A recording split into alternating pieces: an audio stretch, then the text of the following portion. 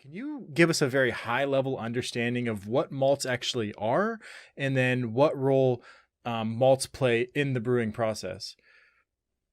Yeah, no, absolutely. I can do that.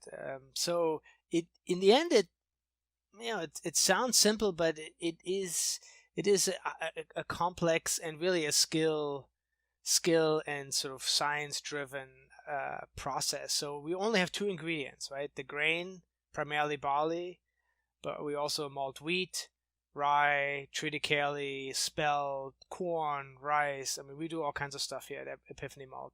All kinds of small grains you can essentially malt. And the other ingredient is water.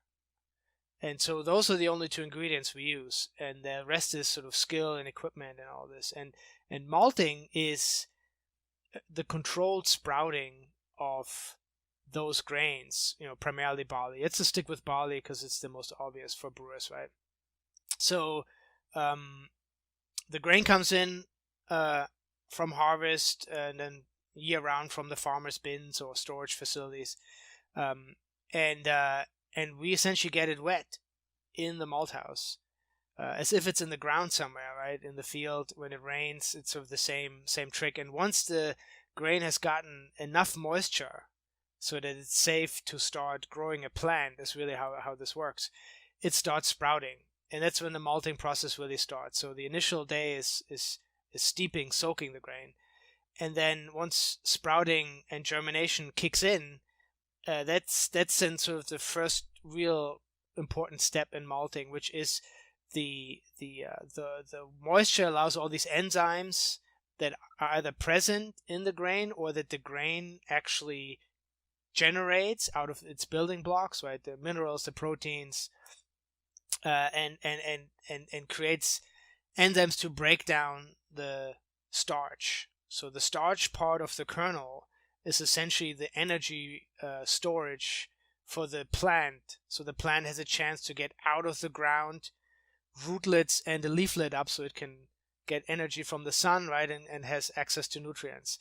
And in order to get there, it needs sort of its own little gas tank, right? And so so that starch is that gas tank. And as a maltster, we access that. And so for the next 5 days, roughly 5, 6 days of germination, that breaks down, and those enzymes get to work. And then we dry the grain, right? Then the last step is the kilning part, as it's called. And so we dry the grain back down so it doesn't go bad, right? It doesn't start molding. And you can mill it, right? It's nice and brittle at that point as you get it when you start brewing. And what has happened is, in that entire week, the grain essentially has broken down its building blocks into small units of sugars and proteins. And during kilning, as we dry it down, depending on how we do it, we put these building blocks partially back together and create colors and flavors along with it, right? These typical colors and the malt flavors that are variations. And at the end of all this, we put it in bags that you can see behind me here. And in the bag is essentially a modified enzyme active grain that is called malt. And that's the only way you can brew, right? You couldn't just use a raw barley or raw wheat, mill it in. All you would end up with porridge, right? This would not be beer. It wouldn't ferment.